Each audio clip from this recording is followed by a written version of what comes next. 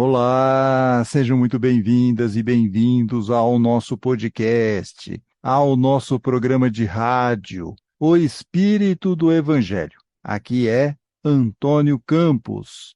No último dia 13 de novembro, domingo passado, comemoramos o Dia Mundial da Gentileza. Data que ficou meio esquecida graças a este momento conturbado em que vivemos. Mas essa ideia de ser gentil é uma ótima oportunidade para refletirmos sobre o que estou semeando com as minhas atitudes. E mais importante, que tipo de frutos estou dando? Boas perguntas que vamos tentar responder no episódio de hoje, com destaque para o último bloco do programa em que analisaremos uma poesia de Braulio Bessa, declamada pelo próprio poeta cearense. E antes de começarmos o programa de hoje, por favor, inscreva-se em nossos canais, tanto no YouTube quanto nos aplicativos de áudio. Também aproveite e já curta o episódio. Faça isso agora, porque depois você esquece. Então, não perca tempo e já dá o famoso like aqui para nós. Lembrando que toda quarta-feira tem episódio novo, tanto no YouTube quanto nos aplicativos de áudio, como Spotify, Deezer, Apple, Google Podcast, Amazon Music, entre outros. E no episódio anterior, vimos se é possível ser uma pessoa moderada, ainda mais nesses dias conturbado. Será que é possível? Dá para controlar o nosso julgamento que nos leva ao caminho da raiva e do ódio, ou seja, da falta de moderação? Perguntas interessantes, questões que nós abordamos no programa passado e que batem um pouquinho aqui com o que nós vamos analisar hoje. O que eu estou semeando? E que tipo de fruto eu estou dando? É o que veremos a partir do próximo bloco.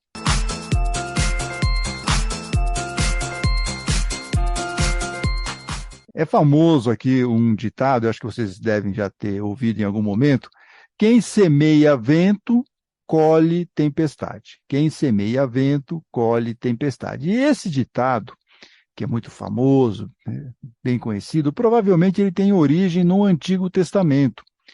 O profeta Oséias, por exemplo, lá no livro de Oséias, no capítulo 8, versículo 7, diz assim: eles semearam ventos e colherão tempestades. Ele estava fazendo uma crítica aos israelitas, e nessa crítica, então, ele fala que vocês estão semeando vento e vocês vão colher tempestade. Também, essa ideia de semear vento e colher tempestades está em Provérbios, tem uma coisinha lá similar, no capítulo 22, versículo 8, que diz o seguinte: quem semeia a injustiça, colhe a maldade. O castigo da sua arrogância será completo. Olha lá.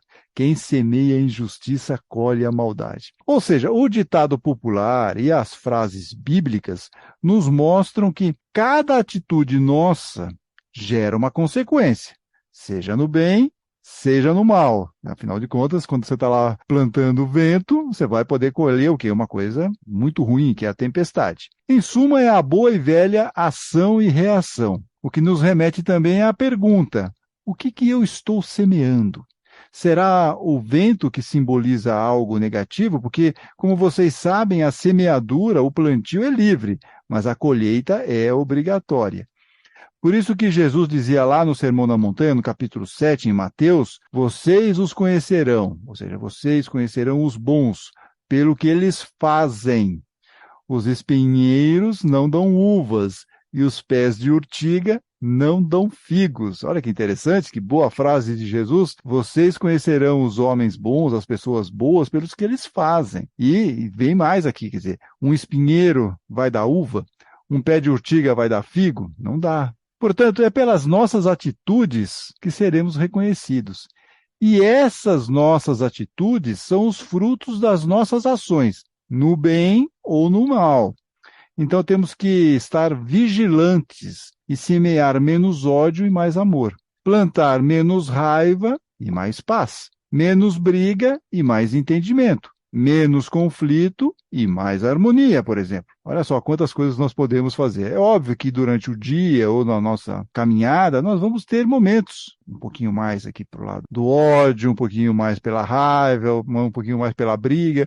E em alguns momentos nós vamos estar mais pelo amor, mais pelo entendimento, mais pela harmonia. Mas o ideal é que pela nossa consciência, nós fiquemos mais do lado do amor, do lado do entendimento, do lado da harmonia, do lado da paz. Esse é o nosso esforço. É mais isso do que sementinhas no mal. E aí, por que acontece isso? Por que às vezes a gente bagunça um pouco e acaba plantando coisas que não deveria? Porque no dia a dia nós ficamos confusos sobre como agir. Podemos achar que estamos semeando algo bom, mas pode não ser. Ou até oferecemos justificativas elaboradas para argumentar que aquela eventual atitude no mal, na verdade, foi uma necessidade do momento.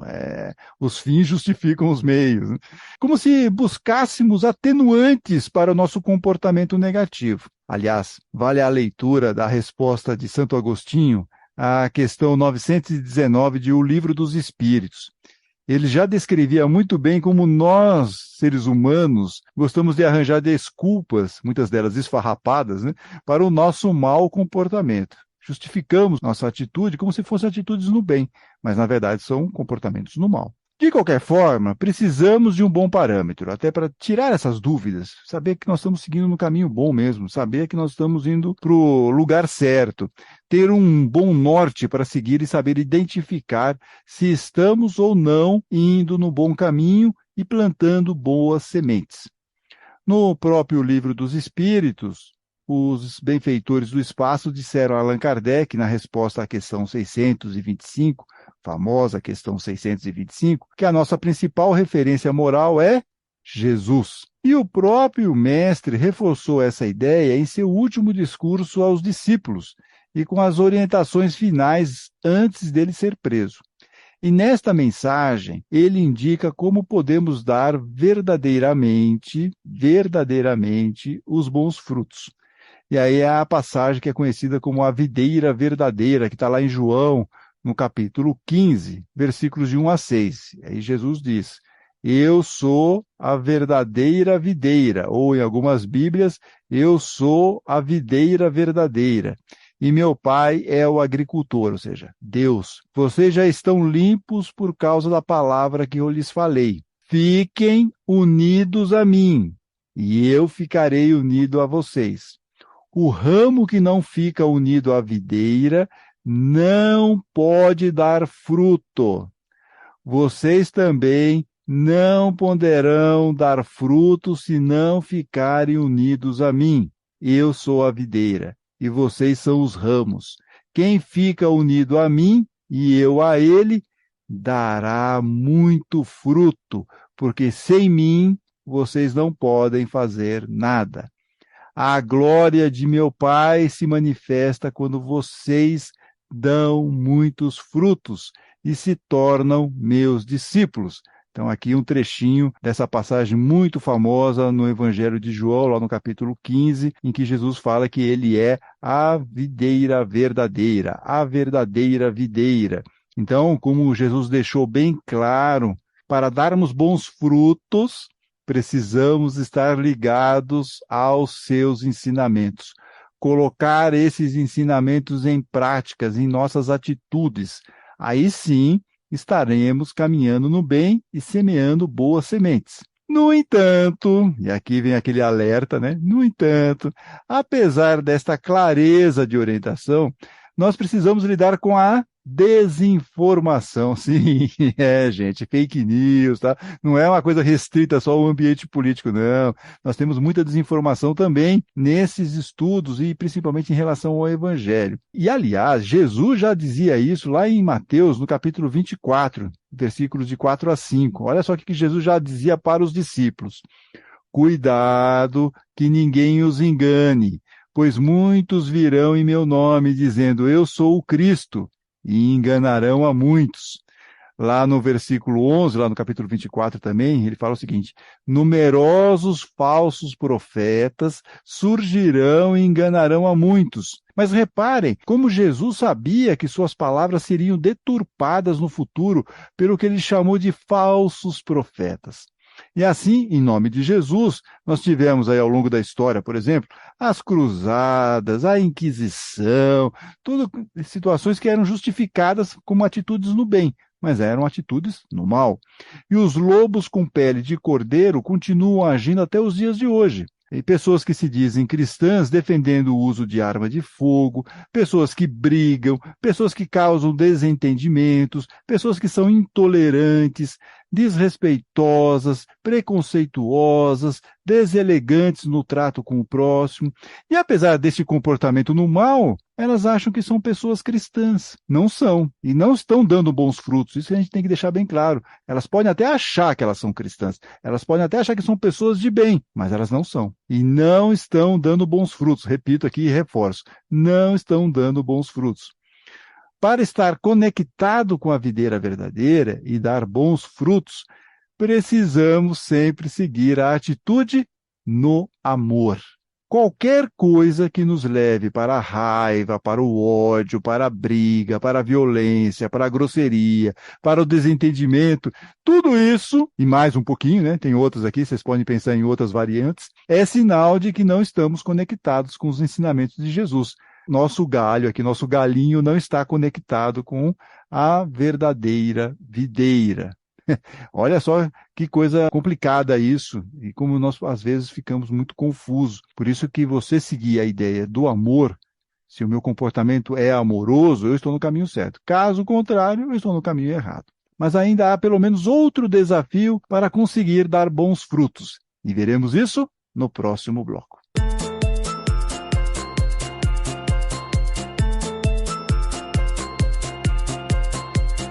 No bloco anterior, nós vimos que para dar bons frutos, atitudes no bem, precisamos estar conectados aos ensinamentos de Jesus, a verdadeira videira. E não só conectados, como colocar estes ensinamentos na prática. Por isso que é importante vermos o tempo todo se estamos tendo um comportamento focado no amor, e não no ódio, na raiva, na intolerância, na agressividade. Outro cuidado que precisamos ter é não aparentar que somos bonzinhos.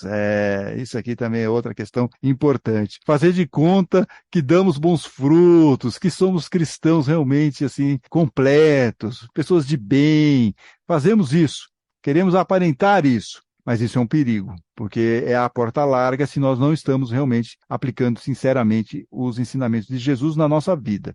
Emmanuel, foi lá o mentor de Chico Xavier, escreve no livro Fonte Viva, pela psicografia de Chico Xavier, lá no capítulo 7, texto que tem o título Pelos Frutos.